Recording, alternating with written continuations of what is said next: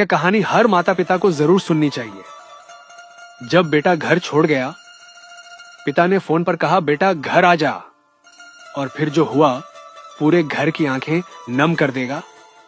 आपसे विनम्र निवेदन है कि आप इस वीडियो को लास्ट तक जरूर सुनें, क्योंकि यह एक पारिवारिक कहानी है, शायद आपको जीवन में कभी काम आए। तो चलिए कहानी शुरू करते हैं। वर्मा परिवार शहर के एक शांत मोहल्ले में रहता था। यह घर कभी हंसी और प्यार से गूंजा करता था। सुबह मां की पुकार, पापा का अखबार पढ़ना और बेटों की नोक झोंक सब इस घर की रौनक थे। लेकिन अब वो रौनक खो चुकी थी। घर की दीवारों पर हंसी नहीं, बहस की गूंज सुनाई देती थी। हर दिन किसी न किसी बात पर झगड़ा। वजह छोटी होती थी पर अहंकार बड़ा। बड़े बेटे राहुल को लगता था कि पापा हमेशा छोटे भाई अमित का पक्ष लेते हैं। हर बार उसी की बात, मैं तो जैसे इस घर में पराया हूं। राहुल गुस्से में चिल्लाता। पिता मधुसूदन जी शांत रहते, लेकिन उनकी खामोशी और चुभती थी।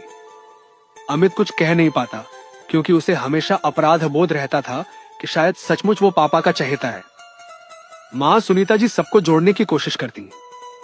राहुल, बेटा ऐसा मत सोचो, पापा दोनों से एक जैसा प्यार करते हैं। लेकिन राहुल अब समझने को तैयार नहीं था। वो चिल्लाया, अगर सच में प्यार करते तो हर बार मुझे गलत साबित न करते। इतना कहकर उसने दरवाजा जोर से बंद किया और कमरे में चला गया। उस रात पूरा घर खामोश रहा। पिता की आंखों में आंसू थे, पर उन्होंने किसी को नहीं दिखाए। मां रात भर जागती रही।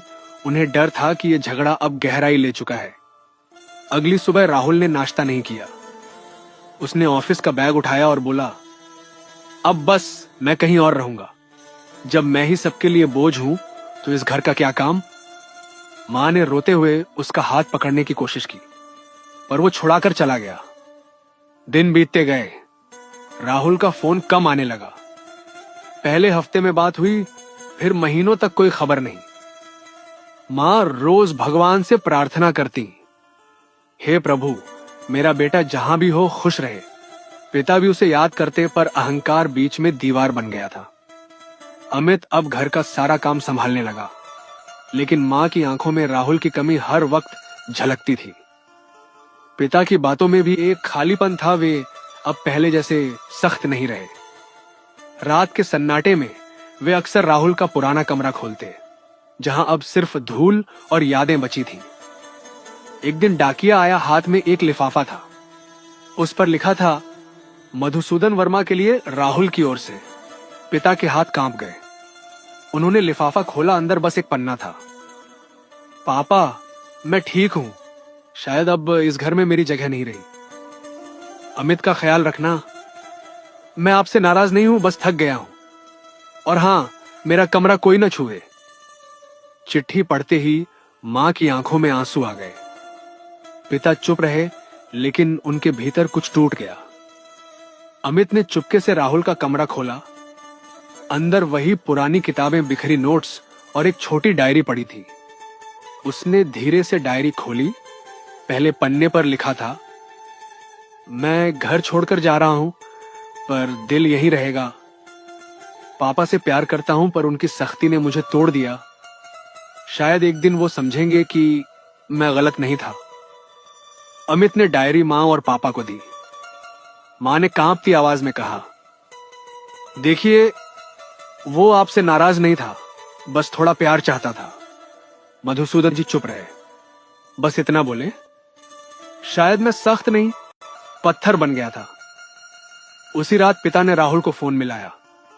पहली बार उन्होंने कहा, बेटा अगर सुन रहा है तो घर आ जा, तुझसे ज्यादा किसी की कमी नहीं। पर कॉल स्विच ऑफ था। 3 दिन बाद दरवाजे पर दस्तक हुई। मां ने खोला, सामने राहुल खड़ा था, थका हुआ, कमजोर, लेकिन आंखों में वही पुराना अपनापन। उसने कुछ नहीं कहा, बस झुककर मां के पैर छुए। पिता ने आगे बढ़कर कहा, बेटा माफ कर दे। राहुल ने आंखों में आंसू लिए कहा, पापा मुझे भी माफ कर दीजिए, गलती दोनों की थी। उस पल पूरा घर सिसक उठा। अमित भी आकर दोनों को गले लगा लिया। सालों का अहंकार उस पल में टूट गया। दीवारें जो कभी सन्नाटे से भरी थीं, अब हंसी से गूंजने लगी। मां की आंखों में चमक लौट आई। उन्होंने हाथ जोड़कर कहा, भगवान का शुक्र है, मेरा घर फिर से घर बन गया। पिता ने राहुल से कहा, बेटा, अब मैं समझ गया हूं, रिश्ते में सख्ती नहीं, समझदारी चाहिए।